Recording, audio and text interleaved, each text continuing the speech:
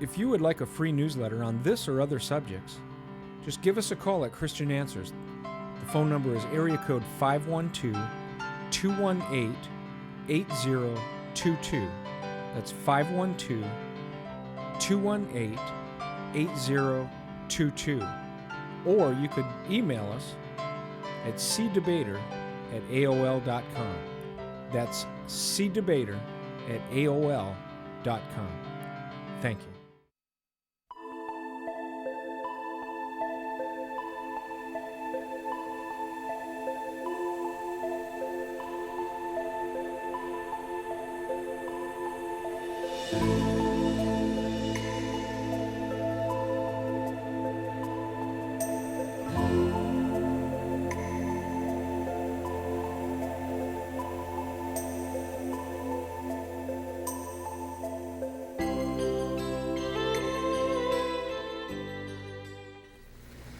Well, we welcome all this evening to this discussion. We are running a few minutes late due to all of the wiring and connections up here, but we're glad to be able to present to you this study.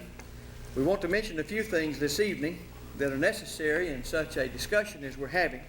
First of all, we're not engaged in a worship period. We're engaged in a period of Bible study that has to do with debating.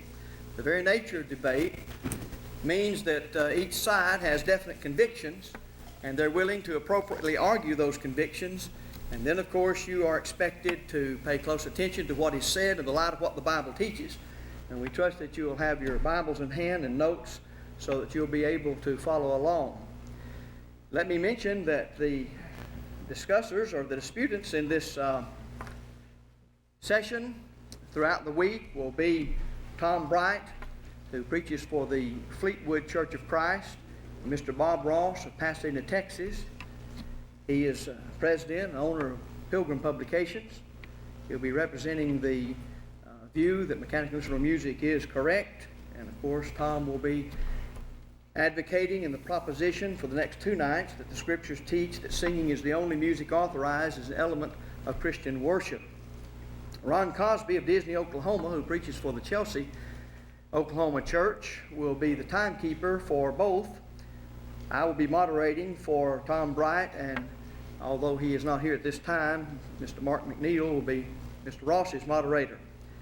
We want to mention one thing that's important to the debaters, and that is there doesn't anyone need to be visiting with the debaters during the breaks, so we want to give them all the time they need to keep their mind on what is going on.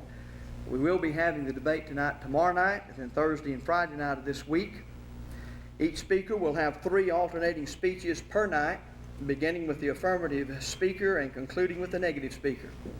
The length of each speech will be 20 minutes, and there will be a 10-minute break taken after the second negative. Each speaker is to answer the written questions from his opponent in his first speech. If the aforementioned questions are not answered, as we've noted, then the opposing party has the right to call a point of order. The speaker who is guilty of not answering the questions, as afore stipulated, must immediately go to the lectern and publicly answer the questions. The time used in answering the aforementioned questions will be deducted from said speaker's next speech. Of course, the speakers have these rules as others that are written down, and they have signed accordingly. According to these rules, then, each disputant is to, number 1, state the issue, number 2, define the terms, 3, illustrate the points, 4, argue his case, and 5, call for evidence. Let's realize then that we want to let the debaters do the debating. We don't need to have any kind of show for anybody thinking somebody won something or whatever. We need to give our minds to the study of this debate, as I said at the beginning, in the light of the Bible and according to what these men have to say. At this time then, without further ado, we want to begin the first affirmative of the Scriptures teach that singing is the only music authorized as an element of Christian worship. And Tom Bright is the speaker. Mr. Ross, gentlemen moderators, ladies and gentlemen, I consider it a distinct joy and an honor to be with you this evening. I'm grateful for the opportunity to stand before you in the first of 3 speeches that I will be giving this evening in defense of the proposition that has just been read in your hearing. Before I define the proposition and answer Mr. Ross's questions, I'd like to take just a moment and express to the elders of the Spring Church of Christ my appreciation for holding this religious discussion as a part of the work of the Houston College of the Bible. I express to my opponent, Mr. Bob Ross, my deepest gratitude for him willing to be here this week in defense of that which he is convinced is what the Bible teaches. Just a moment ago, I used the word opponent in referring to Mr. Ross. Please understand, I use that term only in the sense that he is on the other side of the aisle, if I may use that term, in this discussion. He believes that mechanical instruments of music are acceptable to God. I do not. I consider Mr. Ross as a friend, as the opportunity has been for me to be around him somewhat over the past few years. I do not consider him an enemy. I have no ill will at all toward him, neither do I wish anything of a negative nature. I do hope that we might do or say something to open his eyes in this debate, that he might cease from doing that which is wholly, totally, and completely without biblical authority. In this debate, each of us will forcefully make our arguments. We will, as powerfully as we possibly can, call attention to our opponent's argumentation that we feel is weak or invalid. We will point out weaknesses in the things our opponent says, but I assure you, do not mistake conviction for hatred. Do not misinterpret our fervor for bitterness or our intensity as animosity. First of all, I'd like to, for just a few moments, spend a little bit of time in answering the 6 written questions that Mr. Ross has given to me, and we're going to be doing this each evening. And in the 6 questions that he has given, I would like to skip down to number 3 before I do number 1 and 2. Number 3 is a 3-part question. He asked me which of these statements would be correct. He then quotes N.B. Hardeman from the Boswell-Hardeman discussion. He says the New Testament says not a word about instrumental music. He then quotes Terry Joe Key, which says instrumental music in worship is wrong because the Bible says so. And Wayne Jackson, he quotes also, one must not assume what a verse does not say, The Spiritual Sword, page 36, July 1990. Now the reason I did this, my friends, and skipping to the first, because as I go back to the second, I'm going to point out that Mr. Ross has begun what I thought that he would do in this particular religious discussion. The intention of his questions is merely to get in an argumentation with me, with someone else who are members of the churches of Christ. And so I hope that we will discuss this, and we're not going to involve ourselves in this particular minute thing. First of all, concerning Mr. Hardeman's question, I would suggest that my opponent took it out of its context, and he just merely wants me to quote on a few words that Mr. Hardeman said, or Brother Hardeman said. Friends, you can take various words out of various statements, and you can make a man teach anything that you want him to teach. But I'd like to read from the very quote that my friend here is asking the question. Beginning in page 187, at the bottom of the page, he said, there is not a man who can prove positively that Christ or the apostles or the primitive Christians ever heard the sound of a human instrument in any Jewish service upon the earth. Well, he says silence is a powerfully good argument. I think so too. And since the New Testament says not a word about instrumental music, the organ must forever go. Now that's the context of his statement. I think that Mr. N.B. Hardeman knew as much Bible as most of us combined. And certainly he was aware of the fact that concerning the prodigal son on his return in Luke chapter 15, verse number 25, that he heard the sound of dancing and of music. I'm sure Mr. Hardeman or Brother Hardeman was aware of that. And so to take this particular quote out of it and make it act as if N.B. Hardeman is saying that the Bible never mentions, the New Testament never mentions instrumental music, surely is not what Brother Hardeman said. Now back to questions 1 and 2. He asked which is correct. He then quotes 3 of our brethren concerning instrumental music in the law of Moses. How did it come in? Did it come in by the commandment of David? Was David the one who introduced it? Was it by a commandment of God? And then the second question, who is correct? Concerning Joe Gilmore and Joe Gilmore. Well, let's just state this. Mr. Ross, mechanical instrument of music was authorized in the Old Testament. Now that's all we have to discuss. It makes no difference whether David introduced it, whether it was God's idea, or what have you. So I suggest that we deal with the issue. Did people, question number 4, before the death of Christ, worship God in spirit and in truth? Yes, to the ability of their knowledge. James or John 1 and 14 says grace and truth came by Jesus Christ. They did not enjoy it to the degree that you and I have it today.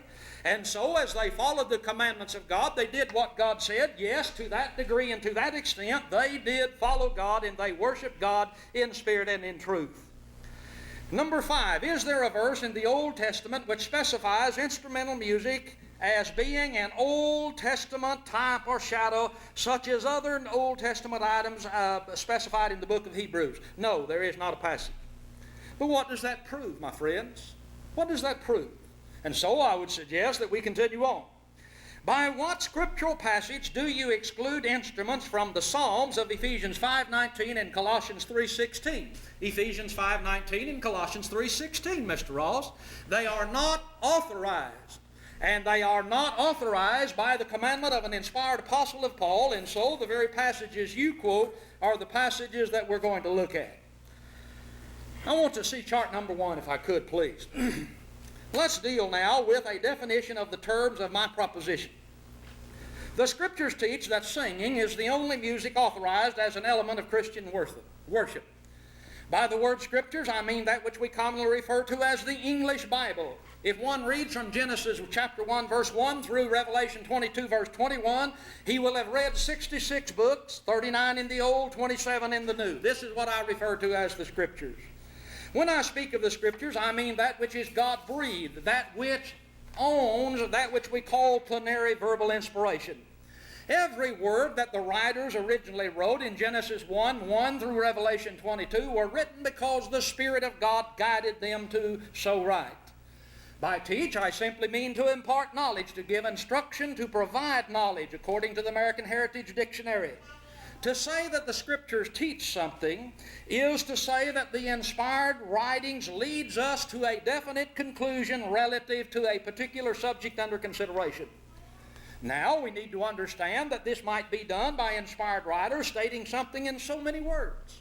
For instance, John writes, "For God so loved the world," in John 3:16. That is a specific statement. The Bible teaches that.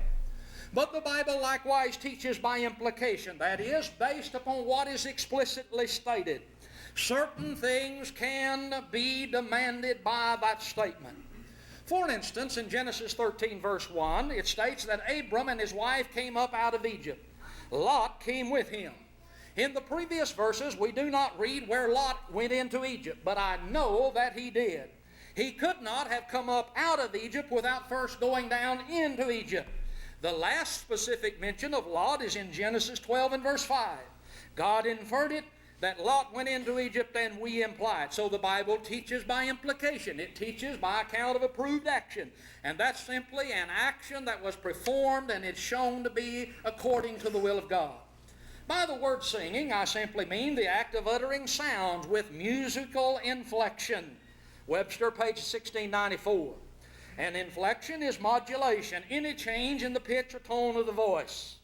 The word, of course, derives from sing, and Mr. Webster defines the word sing: to produce sounds or notes with the voice, especially in a connected series, as in voicing a song.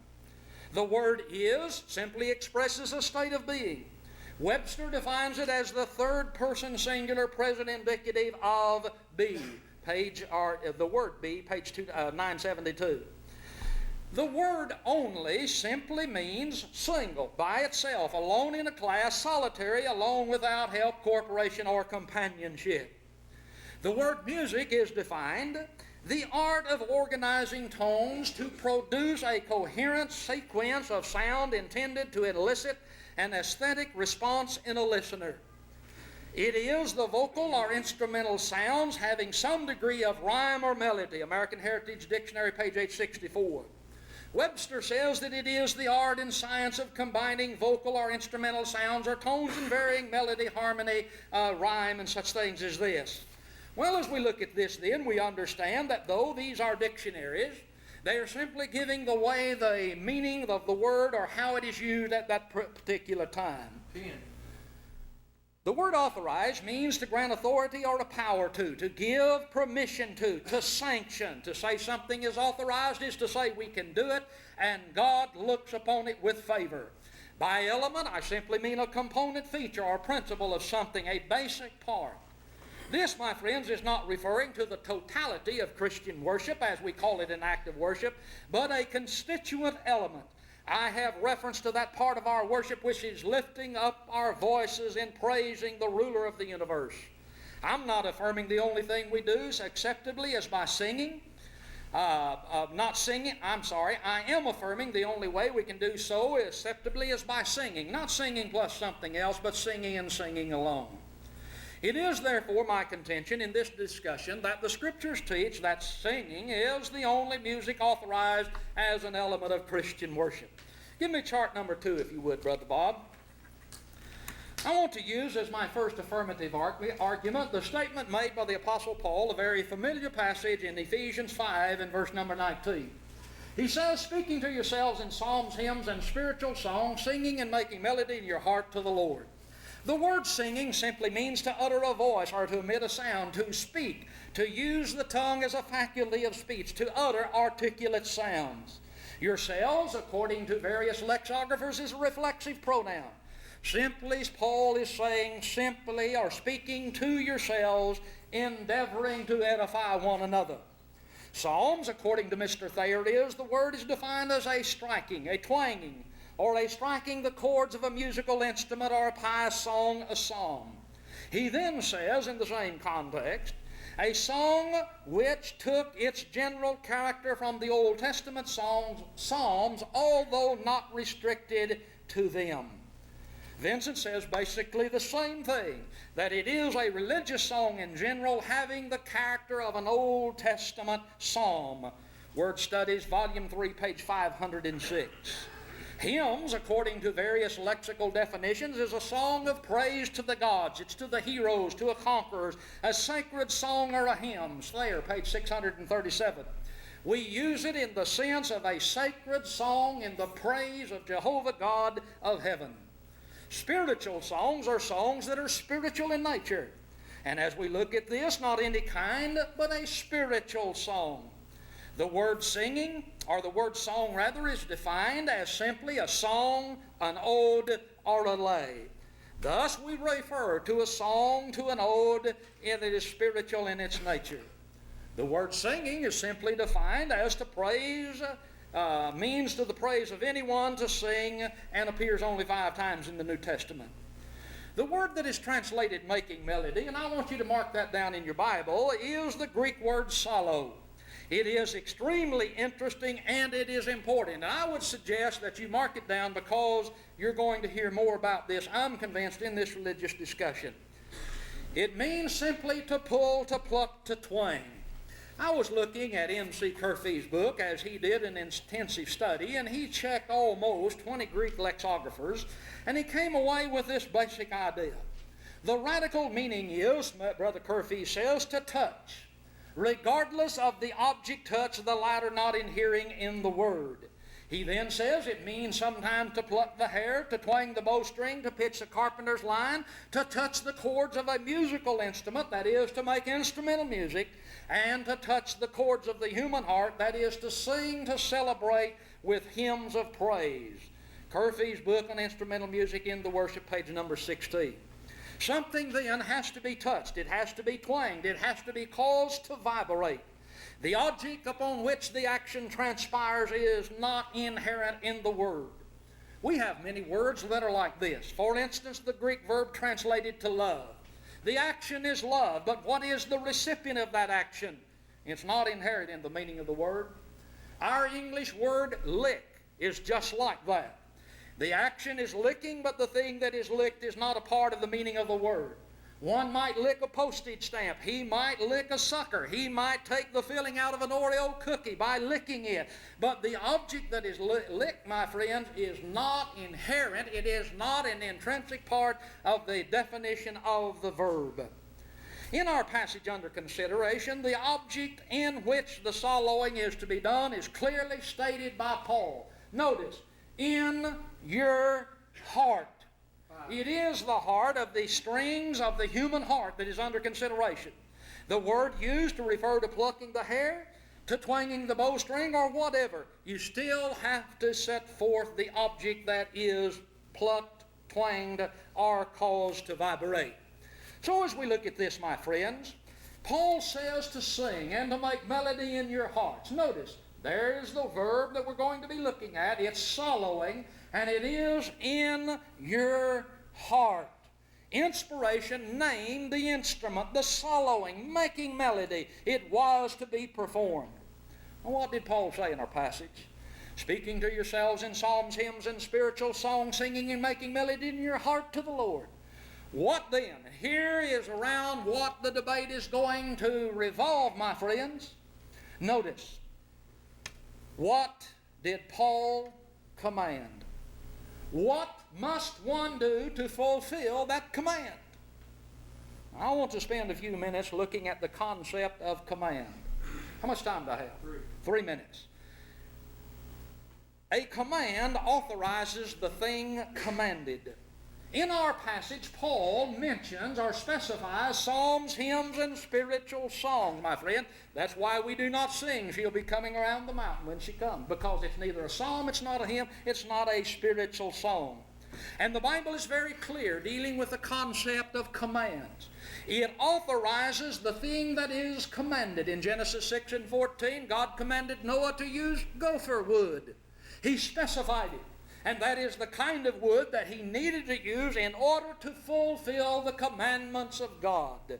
And so, the command is given, the thing is specified, and that's all that we have the authority to do. In Exodus 12 and verse 5, we have there, 12 verses 1 through 5, the command concerning the institution of the first Passover. I don't have time to read it, but it was to be the first month of the year, a lamb of the first year without blemish from a sheep or goats. It was to be on the 14th day of the month they were to kill the Passover. Now, friends, this is what was commanded. Sometimes we say, well, a command excludes. In the strictest sense of the word, it does not. It only authorizes that which is commanded. But when we make an application of that command, we understand certain things do not fit the particular parameters of that to which we direct our attention. And so the idea of command, what did Paul command? Psalms, hymns, spiritual songs, singing and making melody, and the instrument is named. It is in our heart, my friends, and that's the only authority that we have to do anything with. How much time do I have? Okay, I want, if you would, Brother Bob, to look at chart number 101. Now, friends, Mr. Ross and I have no enmity at all, but I know how this man has conducted himself in debates. And so I want you to get ready for the next 20 minutes to be dealing with Restoration History 101, 201, and 301 taught by Professor Bob L. Ross. This is going to be tonight, tomorrow night, Thursday, and Friday night. Now, this is an exclusive course that is taught by this man. It'll cure everything from sore eyes to sore toes to the national debt. And I am not a prophet, nor am I the son of a prophet, but I predict that Mr. Ross will run to this particular idea, and he's going to introduce a lot of things that really has no bearing on this particular debate. Well, I want another thing to understand, that as Mr. Ross, and as we have met here to discuss this, that Mr. Ross has an enmity toward those who teach that which he calls Campbellism. How much time? 30 seconds. So let's see chart number 50, I believe it is. Understand, anything that has Campbellite on it, my friends, he rejects it. And I would make a prediction that he does not even have Campbell's soup in his house, because he has this feeling towards that. Now, Bob, you understand that that is just merely a joke. I think my time is up, and so I want you to give close attention to my opponent on this particular occasion. Thank you very much. I'm ready to start my time. Appreciate the opportunity to be here, participate in this debate with Brother Bright and David Brown. I've known these men now for a few years. Met David in Austin, and I believe I met Mr. Bright for the first time in 1992, January of 92, when we had a debate at another Church of Christ over on Fulton Street. And it's a pleasure to know these men. I have fond memories of my acquaintances with them, and all that he has said up here by way of personal items. I concur with him 100% in my attitudes toward him and toward David. I have, far as I know, nothing personal nature with regard to them. Our differences are strictly religious, doctrinal, as pertaining to the various things that we differ on. Other than that, I enjoy being around these men and talking with them and discussing our differences. Now, I don't know, brother, are you sure you got copyright approval to use this in this debate? Campbell's suit might be down here on top of him with a lawsuit or something for infringing on their patent on this can, but at any rate, we'll let him worry about that. I had my hands full up in Wichita Falls trying to keep my mouth from uttering some words that cost me $1,000. And David knows about it, and I won't go into that here. With regard to his Chart 101, while that's fresh on your mind, let me put that up and we might say dispose of restoration history right away. In my debates, I have had reason to refer to restoration history as it relates to certain doctrines, particularly the doctrine of baptism and how the Church of Christ came to their position on certain verses of Scripture. But now in this debate, I really have no reason to refer to restoration history, Brother Bright. I'm sorry to disappoint you on that if you brought your gun loaded for bear on that subject. You can look through all my charts. I don't think I brought a one on restoration history and the restorers and all that. So few people were expecting to be loaded down with all that. Why, I've got the materials if you want it, and I'll bring it. But I didn't bring it with me. And I'm getting hot in this pulpit. Can we get a little air? Is it just me, or is it generally hot in here? We're in agreement on that. Okay. All right. But at any rate, if you're interested in the restoration history, I have plenty of materials on that. But as it relates to this proposition, about the only history that is involved here is in the latter 1800s rather than the early 1800s, which has to do with the period in which the Church of Christ was developing its views on baptism and plan of salvation, things of that sort.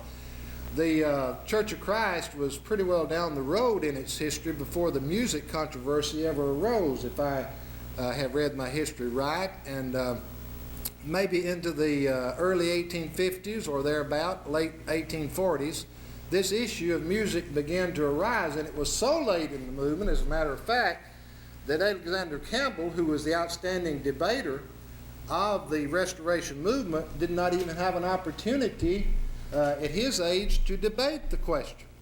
And I feel like that Alexander Campbell perhaps would have debated this issue in public had it been earlier in his career.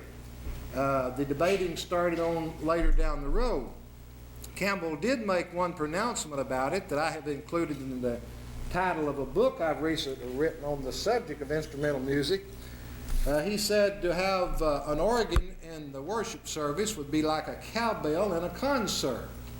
And I've seen that quoted time and time and time again. Even some of the books David has published over here, his lectureships, it's in there. And so I incorporated in the title of my book, Campbellites, Cowbells, Rosary Beads, and Snake Handling. If you think that's a peculiar title, you're right, but it makes people wonder what's in this book, and they might want to buy it and read it and learn about this instrumental music controversy. But at any rate, I'll have to disappoint you on that, Tom. I probably won't say more about restoration history in this debate than I said up at Burke Burnett when I was under orders not to say anything about it. I'd have to pay him $1,000 if I did. And so I was very careful to keep my mouth shut on that subject. Now, let's see here. I want to get to the questions before I'm called to a point of order on that. The questions that he asked me, did he put them on the chart? It's chart 501, I guess. Did you put the chart up? Okay, here are the questions, and here are my answers. Number one, Christ is the only high priest Christians have today. I believe that's true. Hebrews chapter 8, verses 1 and 2. Number two, true or false, of Psalms such as Paul commanded in Ephesians 5:19 and Colossians 3:16 can be written by a 20th century man. Well, I'm just going to have to say I don't know on that one whether or not we have anybody around here that could write the kind of a psalm that Paul was talking about or not. And if Brother Bright has another answer to that, which I'm sure he does, well, he can give it to you. Number 3, a thing commanded by God for man today must be done. I believe that's true. Titus 3:14, we're to be careful to maintain good works for necessary uses. Number 4, true or false. I can't very well answer this one, true or false. Sometimes true or false just doesn't do the job. When singing a psalm is commanded by Paul in Ephesians 5:19, at least one person must use a mechanical instrument of music. Well, I think it depends on the circumstances in a situation. There could be a church, for instance, without a pastor or preacher or minister, as you might want to call him, or you have a church without elders even. A lot of churches begin and they're small and they have 3 or 4 or 5 members. They don't have a pastor or preacher. They don't have elders. But the ideal is to get on down the road where you got a minister, where you got elders, and the ideal is that you're going to have musical instruments in the church as it develops to its maturity. I don't think Paul and Silas probably had their banjo or guitar or harmonica or whatever when they were in the Philippian jail, but they did sing. Now, number 5, true or false, he says it was essential for Rahab to have used a scarlet line as commanded by the 2 spies. Well, I think this is irrelevant to the proposition. I could answer it, but since it has nothing to do with the proposition, I'm going to pass that one and go on. Number 6, true or false, Jesus would have been obedient to the law while not using mechanical instruments of music in worship. Well, if mechanical instruments of music are in the law, which I think he said, if I understood him right, that they were commanded in the Old Testament, then they come under Matthew chapter 5, verse 17, where Jesus said that he not come to destroy the law, but to fulfill the law. And so if there was something to be fulfilled with regard to mechanical instruments of music, Jesus certainly would have done that. Otherwise, he would have been violating the law. So I'm going to put a false here on that Jesus would have been disobedient to the Old Testament law if he had not worshipped with instrumental music in the temple, since this was under the general command of the Old Testament that it be done. So that answers his questions. Now I have some questions I want to put up, and I'm going to give you the chart on these questions. I handed them to him, and he has commented on some of those questions already. Let me first of all get my order here so I don't miss everything here. His questions, he says he's going to start with number 3. And he made the statement, I believe, that N.B. Hardeman was taken out of context on page 187. And what do I have Mr. Hardeman saying up here? I have him saying, if you'll look at the chart, and I'll read from my copy here. I think I can see it a little better. The New Testament says not a word about instrumental music. Now I want to turn to page 187 and give you a double portion on this. Mr. Hardeman says this. He says, the New Testament says not a word about instrumental music. The organ must go forever, for there's not a shadow of a shade, of an intimation, of a mention of the mechanical instrument through all of the New Testament. Now, I hardly see how I could take Mr. Hardeman out of context when I quote him to the effect that the New Testament says not a word about instrumental music, when he takes it on down to say that there is not a shadow of a shade, of an intimation, of a mention of mechanical instrumental music in the New Testament. Now, how could I be taking him out of context unless it is to the fact that I did not state it as strongly in that quotation as Mr. Hardeman went on in the statement. And I don't think Tom read the whole quote on 187. I'm not going to say that until I review the tape, but I think he stopped in the middle of this and didn't mention the last part. He can check that, and if that just seemed to be, I didn't have the book in front of him when he was reading, but when I picked it up, I said, I don't remember hearing him read that part, and I asked Mark, but neither one of us could exactly remember, so I'm not going to hold him to that till I review the tape. Now, he goes on to say, mechanical instruments of music was authorized in the Old Testament. Now, we've got him positioned. Sometimes it's hard to find the position these men take. For instance, I'll have a chart up here in a minute. Well, here it is right here. This number 2, I have Joe Gilmore quoted from a 1993 book, 12th Annual Denton Lectures, page 311, 312. I have it over here. Joe says that there's no living man can prove that God commanded the use of instruments of music in the worship under the Old Testament. Where did David get his authority for making and introducing the instruments into Jewish worship? He had none. David, not God, was the author of instrumental music in the worship. Now that's a position you'll find in Foy Wallace Jr.'s writings, for example. He takes that position. E.C. Fuqua takes that position. And if I'm not mistaken, Guy Woods took that position. I know he shared the same view they took on Amos, the passage in Amos. But now, you see out to the side there, I understand Joe's an Indian. I've got him sending up the smoke signals here with a message. Have you got a pointer? I could point to that. I can't draw it well enough. You probably don't know what I'm talking about. But off to the left, he's pointing at it. There's the smoke signals Joe's sending up. But now we come down here, and Joe was lecturing at the 2nd Annual Houston College of the Bible, which I have the book with me here, page 418. Joe's sending up another smoke signal. In the Old Testament, it was commanded, and it was therefore scriptural. In the Old Testament, then, instrumental music was a part of the worship. So Joe has got conflicting views within his own writings within a year apart. In 1993, up in Denton, he said the Old Testament did not command instrumental music. But he comes down to Houston, preaches down here that the Old Testament does command instrumental music.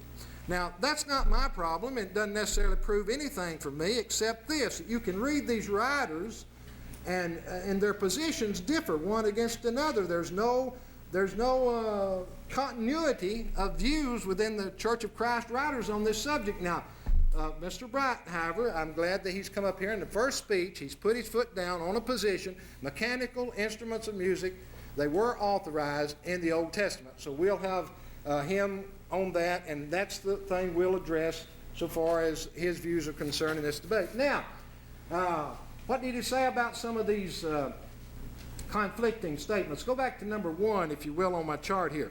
Now let us look. I asked which is correct.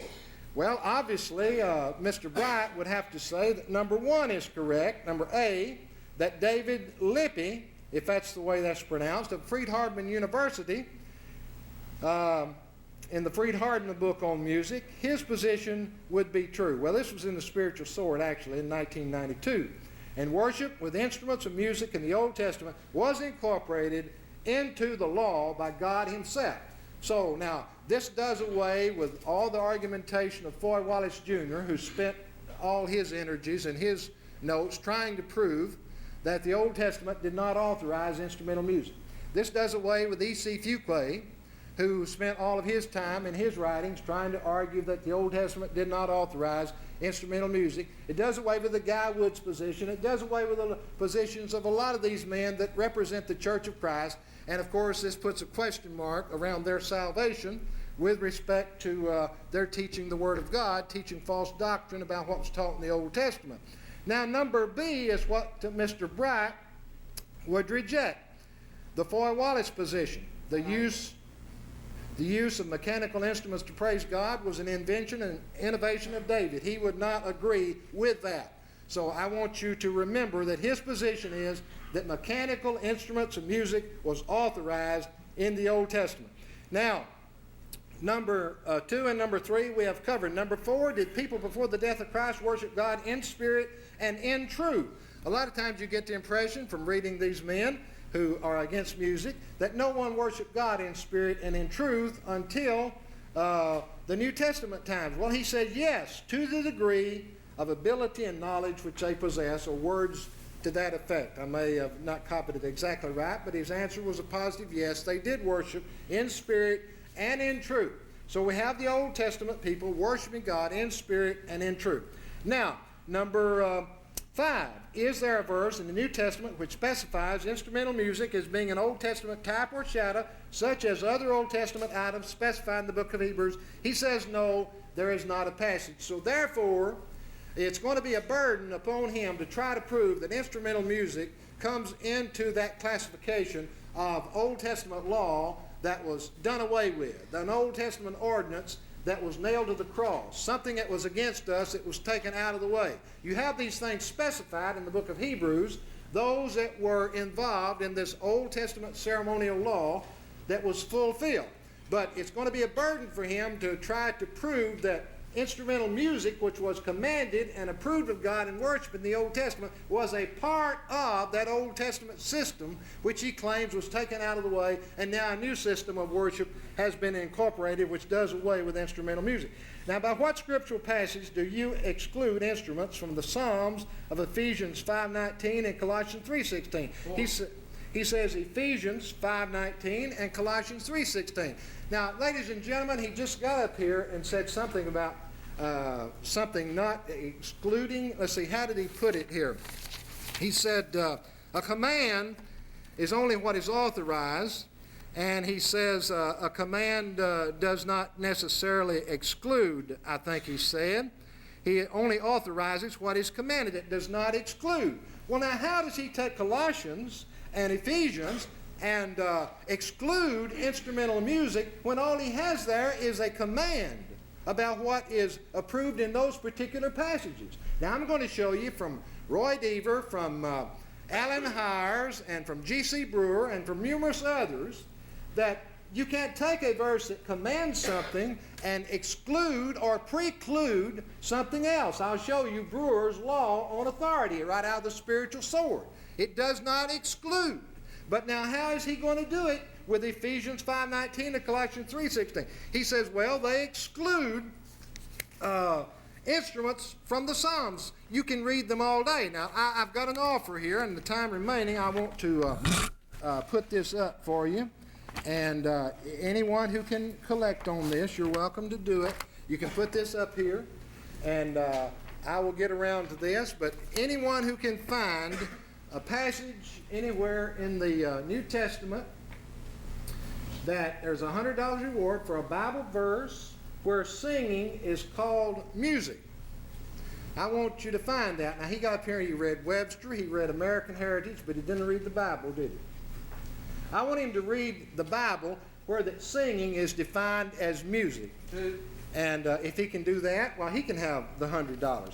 Now he says, let's see, where did I leave off here? Well, now, I can read him Roy Deaver on the dictionary, and I'll do that before the debate's over probably tonight. Roy says that you know better than to go to the dictionary for Bible doctrines or Bible definitions. You need to go to the Bible. Now, he says M.C. Curfews. Well, he can get O.C. Payne and Tom Burgess and read all he wants to between those men, and they've got plenty of answers from lexicons and dictionaries for Curfews. I'm not going to burden this crowd with all that. Well, he said, he goes on the word solo, said we're going to hear a lot about that. Well, Roy Deaver said he agreed with the Christian church on solo, and we agree with Deaver on that. So we differ only what is the instrument in this debate. He's going to say it's the heart, and we're going to say that he can't prove that that's what Paul is saying in this passage.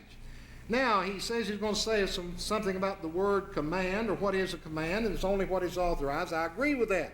But what does gopher wood in the Old Testament have to do with instrumental music in the Old Testament or the New Testament? Gopher wood in the ark has nothing to do with instrumental music. He said a command only authorizes what is commanded, and he says it does not exclude. Well, I agree with that.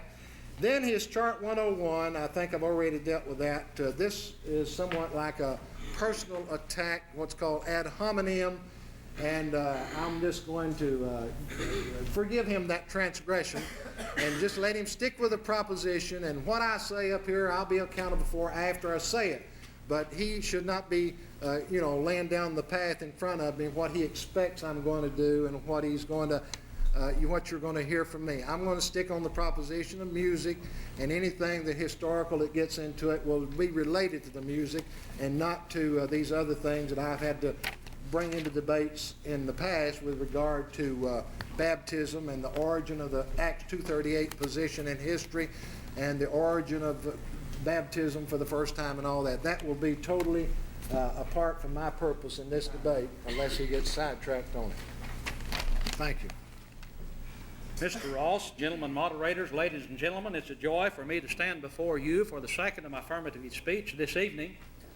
in response to 20 minutes of dealing with Restoration history when he guaranteed us that he was not going to do with Restoration history. So let's look at some of the things that Mr. Ross said concerning these particular things relative to response to my particular argumentation. Well, certainly as we look at this, I want to direct your attention back to Mr. Hardeman's quote.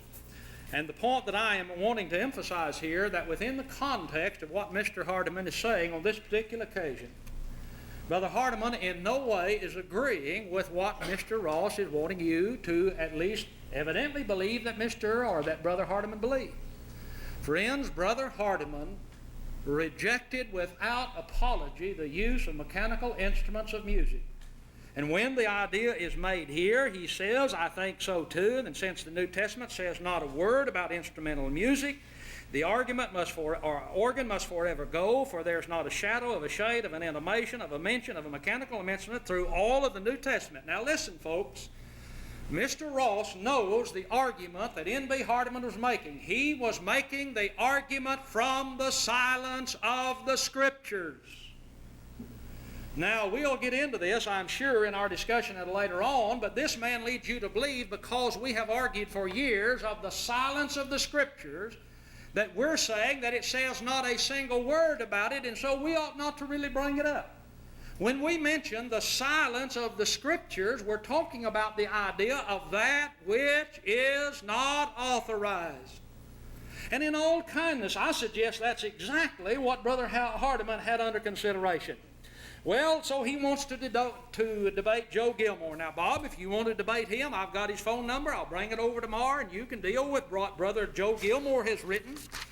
3 years ago, my friends, in the debate that he mentioned that Brother Brown had with Mr. Ross, and I was a moderator for that, in one of those questions that we asked Mr. Ross, he said, I do not agree with Charles Spurgeon on everything. Now, Charles Spurgeon is his hero. Charles Spurgeon is a Baptist preacher from last century. Mr. Ross has republished his books, and he presented the idea. Now, whatever, Bob, it proves, when you get up here and you quote Joe Gilmore and say he disagrees with Roy Deaver or Tom Bright disagrees with David Brown, whatever that proves, I haven't figured it out yet. It proves the same thing with you and Charles Spurgeon. Now, have you changed your mind from 3 years ago when you said that you did not agree with him? Well, he's mentioning the idea of music, and you need to watch, you boys that are here from the Houston College of the Bible and from the Southwest School of Biblical Studies, you need to understand that when he defines or when he uses the word music, he is implying that it is a mechanical instrument of music alone. We do not disagree with the concept. In fact, you've already read my proposition. Put it up there if you would, Bob, chart number 1. And it deals with the idea that it is the only music. Now, I have defined what music meant, and I have clearly shown that the only music, there are two kinds, and it is both vocal and or instrumental. And certainly then, the idea that music is not instrumental, and you need to understand this when Mr. Ross uses the word music. He presents the idea that there is no agreement among Church of Christ preachers, past, present, or possibly future. Well, again, I draw your attention to the fact, what does that prove if there is no disagreement? Does that overturn their argument? Then you better be dealing, Bob, with the idea that the disciples of Jesus had arguments about who was the greatest. Does that prove that? What about Judas? He betrayed our Lord. I wonder what the apostles thought of that. I suggest then that it's really no argument, but it is merely a quibble that this man is introducing. Let's go, if you would, to the thought that he presented, that how I could get up here and talk about commandments and then turn around with the idea of exclusion. Now, I said very clearly that a command does not exclude. It only authorizes that which it commands. But when you began to make application of that, then you come to a particular thing and you say, no, I cannot use that. Why can't you use it? Because it's not the parameters. It doesn't fit the parameters. Turn in your Bibles, if you would, to Exodus chapter 12. Again, the idea of the offering of the first Passover lamb. And there are certain qualifications. I want to ask a question. Though he did not exclude in the command But when it came to offer this offering, I want to know, could they use a bull calf? Could they? And you're going to say, no. And I'm going to ask, why? Because he commanded a lamb of the first year without spot and blemish, and it was to be from the sheep or the goats. Now that's what they had the authority to use. A lamb from the sheep or the goats of the first year without spot and blemish. And friends, I think everybody can understand that basic idea. And so that's how we're talking about exclusion. It is the thought that certainly as you apply the principle. Now let's see Mr. Ross's chart on the $100 reward, if you would, and then get ready with my chart number 40, if you would, Bob. Now he is wanting us to say that the idea that the Scriptures teach that singing is music. He says we want book, chapter, and verse for this particular thought. Well, let's look at something else. Show my chart number 40, if you would, Bob. Now this is merely a quibble. You preacher boys out there, this is a quibble.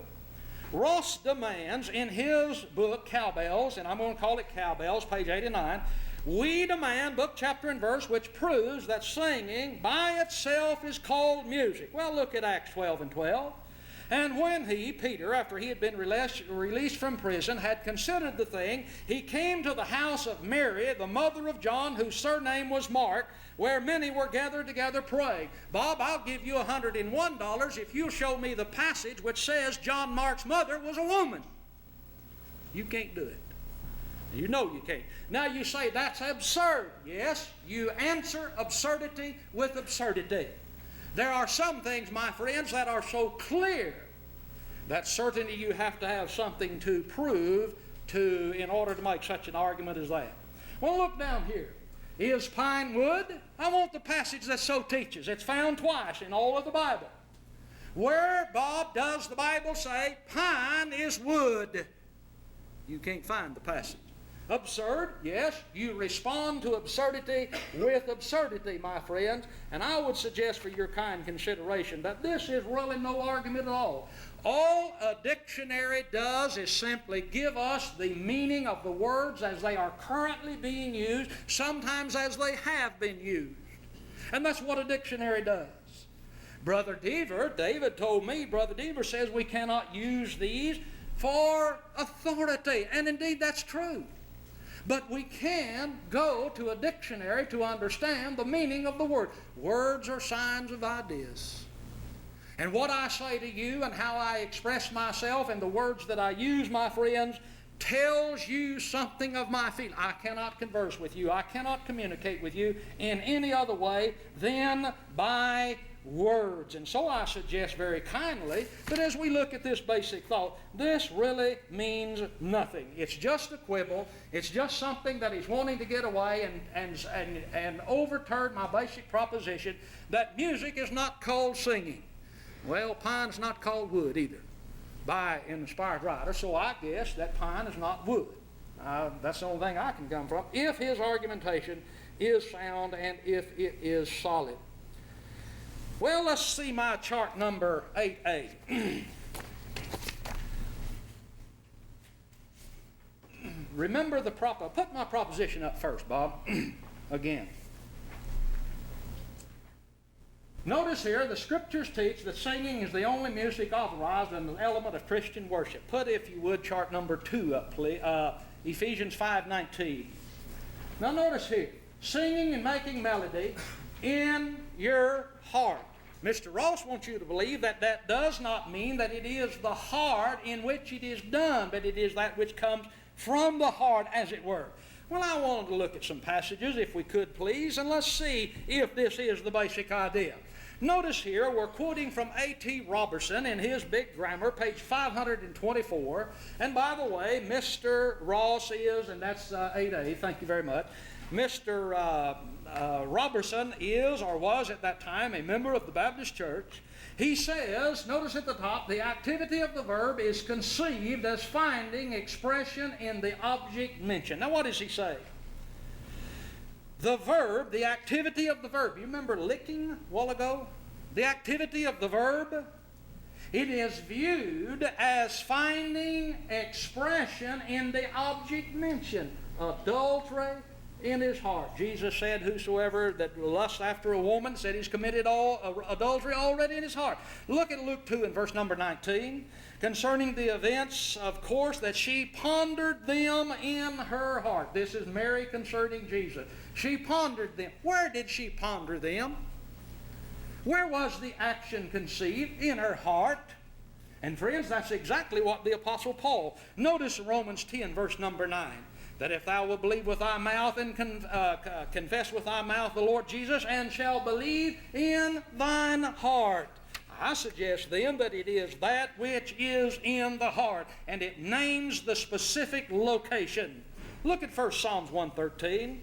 You remember Hannah as she was praying for a son. The Bible says that her lips were moving, but her voice was not heard. But notice, what did she do? She spake in her heart. Was there something coming out of her mouth? Was there something heard? Now that's what this man is wanting you to believe.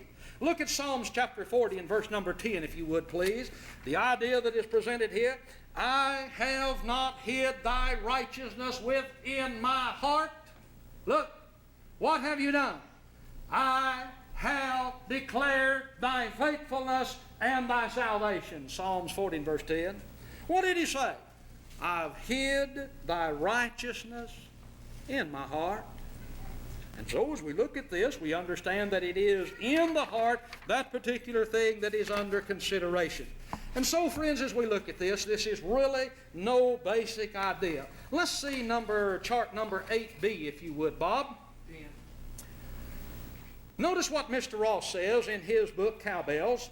If we can do away with musical instruments by this phrase, we could just as easily cast aside every other outward action attributed to the heart. He wants it an outward action. Paul said solo. What does the word solo mean? The basic thrust of it. To pull, to pluck, to twang. To cause to vibrate. The man draws the bowstring and he sends an arrow at its target. He has soloed the bowstring. He has caused it to vibrate. The carpenter, and all of us, I'm sure, have seen this, that he picks up the taut line, the chalk line, and he picks it up and he lets it go. He causes it to vibrate.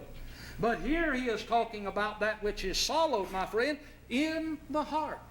Now, you remember what a command is? A command authorizes only that which it commands.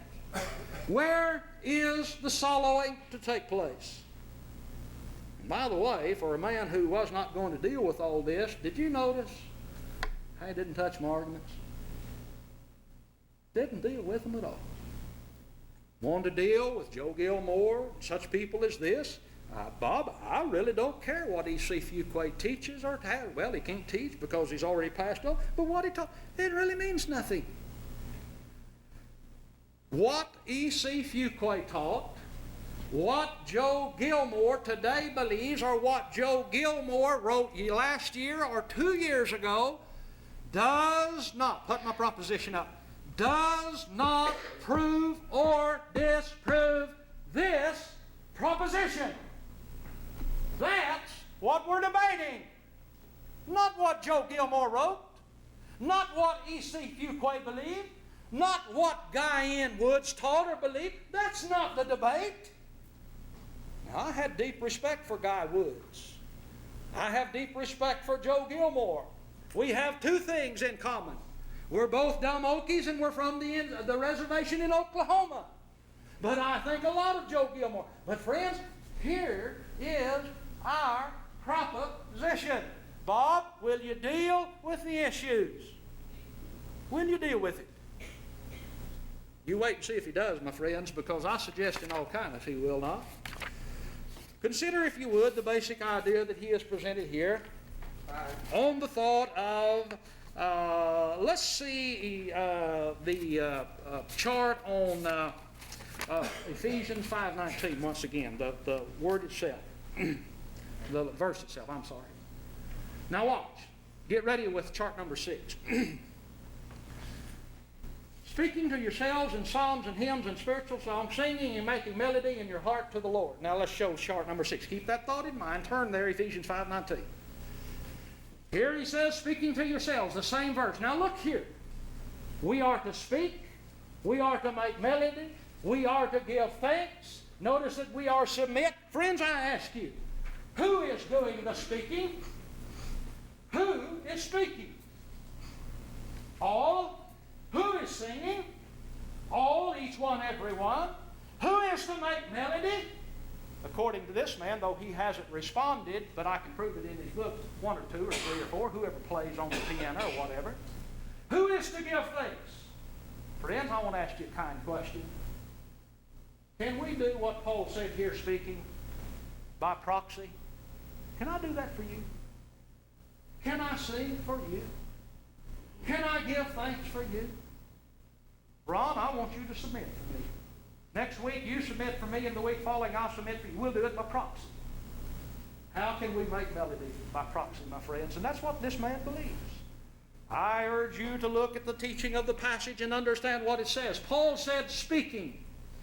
We all are to speak. Everyone, each one, all of us. We are to speak one to another, Colossians chapter 3, and we are to sing, we are to make melody, we are to give thanks, and we are to submit unto God. How much time do I have? Chart 7a. Friends, we're going to give a commentary, an inspired commentary on Colossians 3. He made fun of the idea when I said, when he asked the question, well, what 2 passages are you going to use to prove that Psalms have been eliminated or restricted from these, or that you can't, I don't remember the exact quotation. And when I turned around and quoted the very passages that he had mentioned, he didn't know what to do with it. Now looky here. Here's our passage. Speaking to yourselves, psalms and spiritual songs, singing, making melody in your heart. Teaching and admonishing one another. Notice here, speaking. One is more broad, one has narrowed it down. Paul said speaking in the Ephesian passage. He breaks it down, he makes it a little more narrow. To yourselves, to one another, and this definitely means to another of the same sort. Psalms, hymns, and spiritual songs, we've already defined that. Now what? Singing tells us what singing is. Now what? Making melody in your heart. Paul, what do you mean by that? Singing with grace in your hearts to the Lord. This explains this. Let's watch this. Chart number 7b.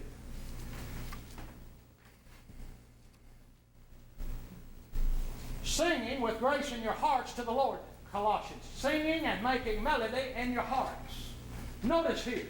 Our praise too gives him joy, not the song of the lips alone, but the melody of the heart's deep gratitude. That's what it means to sing with grace. And you look in any Greek lexicographer or Greek lexicon and they'll say, giving thanks. It is the gratitude. And that's the very thing, my friends, that we're looking at. And so notice here, it is, who said this? Charles Spurgeon. Who's Charles Spurgeon? Bob, would you tell us? Do you agree with that? Our praise too gives him joy, not the song of the lips, but the melody of the heart's deep gratitude. What does Mr. Ross say? You got to be banging on the piano. Now, I don't say that to be ugly, but this is the basic argument that he wants us to present. And so, in all kindness, I would suggest that it is the idea that Paul says that we are to sing and make melody in our hearts. And I'll draw your attention. How much time do I have? 1.5 minutes. My friends, my opponent has not touched my argument. Now, he wants to argue with this man, and he wants to argue with that man of the Restoration movement. Now, I know you're going to want me to be a prophet, the son of a prophet. It makes no difference. Bob, please understand. It makes no difference what Charles Spurgeon taught, whether you agree with it or not. It makes no difference what Guy Woods taught. It makes no difference what Foy Wallace taught. The fact is, what did Paul teach? What did the Holy Spirit teach? That's the question. Speaking to yourselves in psalms, hymns, spiritual songs. 30 seconds. My friends, that's why we do not sing. She'll be coming around the mountain when she comes. It's not a psalm, it's not a hymn, it's not a spiritual song. Singing and making melody, soloing the heart. That's what Paul said. And I'm going to stand with Paul. Thank you very much. Check out our websites. BibleQuery.org. This site answers 7,700 Bible questions. historycart.com. This site reveals early church history and doctrine, proving Roman Catholicism is not historically or doctrinally viable. MuslimHope.com. This site is a classic refutation of Islam, a counterfeit religion created by Muhammad.